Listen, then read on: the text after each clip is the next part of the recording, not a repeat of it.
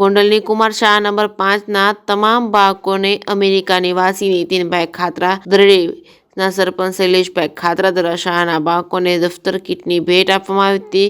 સારા માણસનું નિર્માણ કરતી કુમાર નંબર 5 ગોંડલના બાળકોએ ને સુંદર દફતરની ભેટ આપવામાં આવી હતી.